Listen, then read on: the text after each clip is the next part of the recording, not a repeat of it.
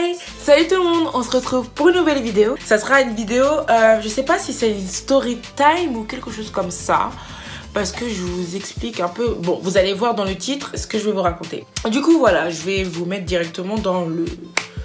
Directement en fait, voilà, sans trop blabla. Je vais vous raconter un peu une expérience que j'ai vécue. Alors, je pourrais pas vous dire si c'était réel ou pas réel. Et bien sûr, avant qu'on me dise oui, tu mens, non. Voilà, je vous réponds déjà, t'as menti? Non. C'est vraiment ce qui s'est passé dans ma vie. Bon, je sais pas trop jusqu'aujourd'hui si ça s'est vraiment passé ou j'ai fait un rêve super naturel. Je sais pas, comment on appelle ça? Un rêve surréaliste, en gros, que je rêvais, mais je pouvais pas différencier la vraie vie à mon rêve. Passons directement. Alors, c'était il y a 2 ans et demi, donc j'étais chez moi. Comme dans ma story time, j'avais raconté que je vivais seule. Moi et Karim, on vivait seul dans l'appartement parce que ma mère et mes soeurs avaient déménagé en Alsace. Moi, j'étais restée seule à Nantes. Et comme vous avez suivi, non, c'était une autre fois, j'avais été virée encore une fois de mon lycée, du même lycée où j'avais été acceptée de ma story time. Du coup, ça fait que j'avais pas de lycée, je faisais rien.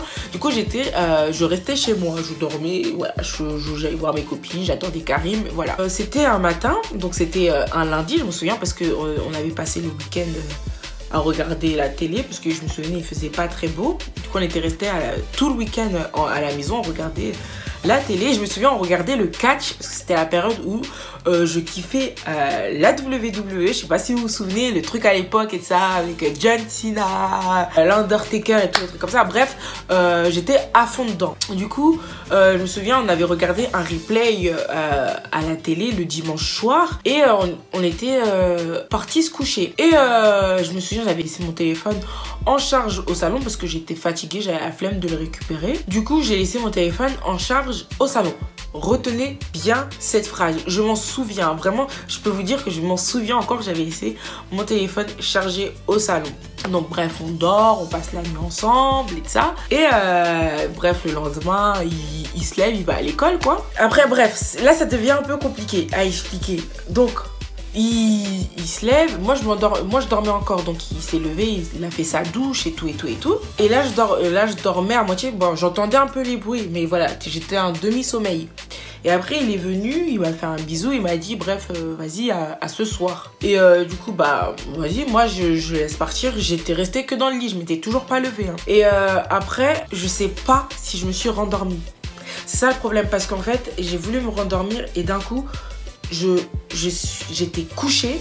En fait, je vais essayer de refaire. En fait, je sais pas comment dire. J'étais couchée, bras étendus, mais vous voyez, en mode Jésus-Christ, quoi. J'étais bras écartés, j'étais comme ça.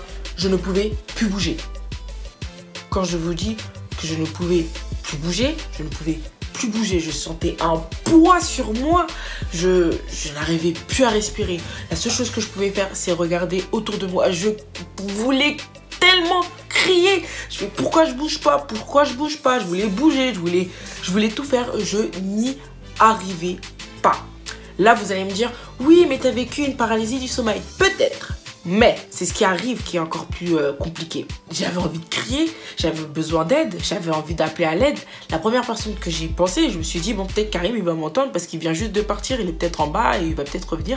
Donc je voulais crier son prénom, je voulais absolument l'appeler, je voulais tout faire. Et d'un coup, alors là, je sais pas si j'ai rêvé ou pas. Et vraiment, là, je vous parle le plus honnêtement possible. Dieu en est témoin de ce qui s'est passé. Hein. Vraiment, je ne sais pas ce qui s'est passé. Je vous raconte pas de mensonges. Je mens pas. Voilà, je me justifie pour pas qu'on vienne m'agresser dans les commentaires. Oui, c'est faux, tu t'as inventé une vie. Bref. Et du coup, je me suis retrouvée d'un coup. Mais quand je vous dis d'un coup, au salon. Je ne pourrais jamais expliquer ce qui s'est passé. Je me voyais dans mon salon. J'étais dans mon salon. Là, comme ça.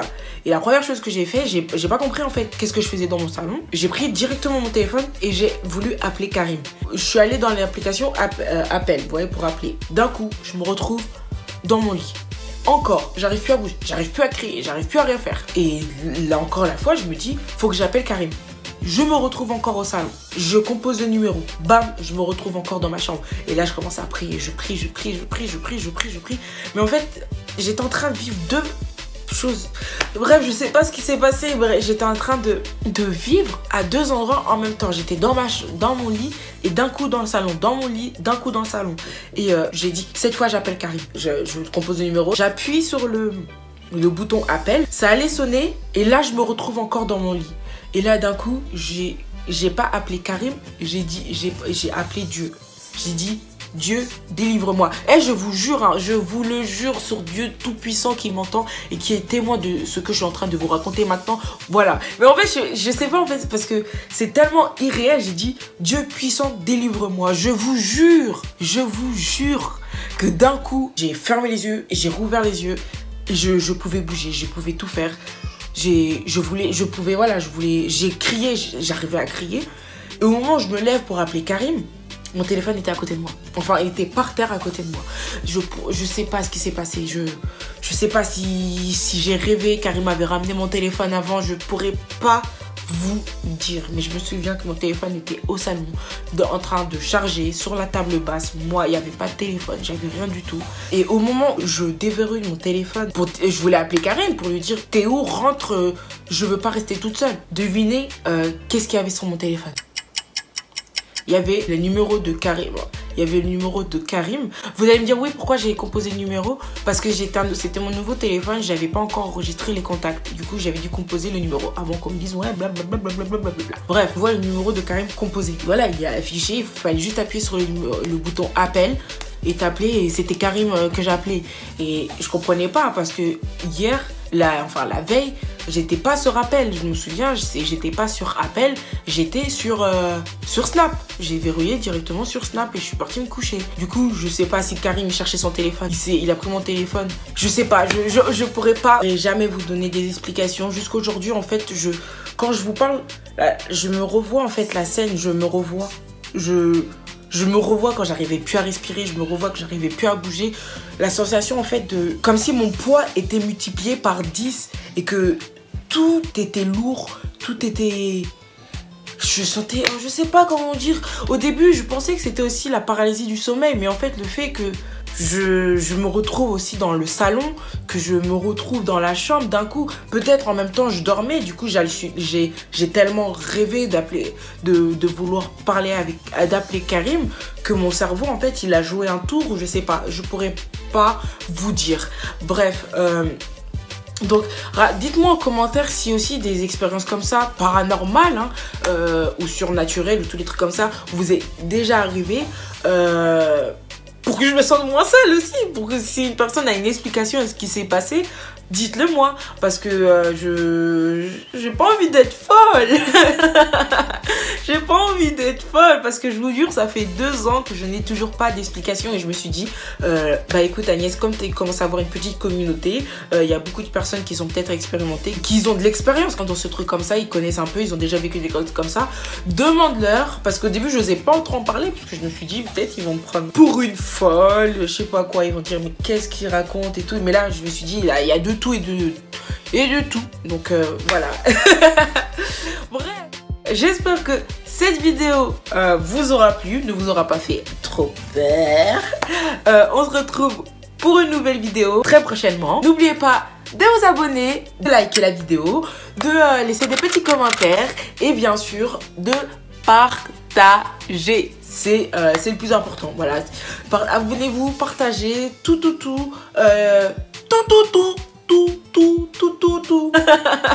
Ajoutez-moi aussi sur mes réseaux sociaux qui s'afficheront là, mais je pense que c'est ici. Et voilà, sur ce, longue vie à nous, on est ensemble. Bisous. Il est trop tard sur ma montre, j'ose revenir après m'avoir laissé sous l'eau.